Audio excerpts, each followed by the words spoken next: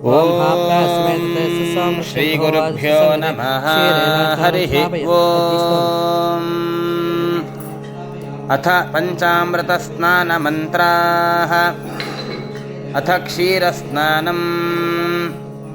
ॐ आप्यायस्व समेतु ते विश्वतः सोमवृष्णिजम् भवावाजस्य सङ्गथे। क्षीरस्नानं समर्पयामि शुद्धोदकेन स्नपयिष्ये। ॐ सद्यो जातं प्रपद्यामि सद्यो जाताय वै नमो नमः। भवे भवे नाति भवे भवस्व मां भवोद्भवाय नमः। शुद्धोदकस्नानं समर्पयामि। अथ दधिस्नानम्। ॐ दधिक्राव्णो अकालिशन् जिष्णोरश्वस्य वाजिनः सुरभिनो मुखाकरत्प्रण आयुगुंशितारिषत्। दधिस्नानं समर्पयामि। अथ शुद्धोदकस्नानम्। वामदेवाय नमो ज्येष्ठाय नमः श्रेष्ठाय नमो रुद्राय नमः कालाय नमः कलविकरणाय नमो बलविकरणाय नमो बलाय नमो बलप्रमथनाय नमः सर्वभूतगमनाय नमो मनोन्मनाय नमः। शुद्धोदकस्नानं समर्पयामि। अथ आद्यस्नानम्। ॐ शुक्रमसि ज्योतिरसि तेजोऽसि देवो वः सवितोत्पुनात्मच्छिद्रेण पवित्रेण वसो सूर्यस्य रश्मिभिः। आद्यस्नानं समर्पयामि। अथ शुद्धोदकस्नानम्।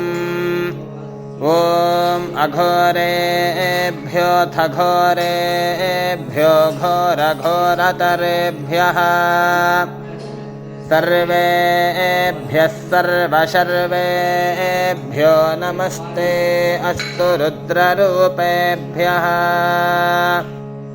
शुद्धोदकस्नानं समर्पयामि। अथ मधुस्नानम्। ॐ मधुवातारतायते मधुक्षरन्ति सिन्धवः माध्वीर्नः सन्त्वोषधीः मधुनक्तमुतोषसि मधुमत्पार्थिवगुं रजः मधुद्यौरस्तु नः पिता मधुमान्नो वनस्पतिर्मधुमागुम् अस्तु सूर्यः माध्वीर्गावो भवन्तु नः। मधुस्नानं समर्पयामि।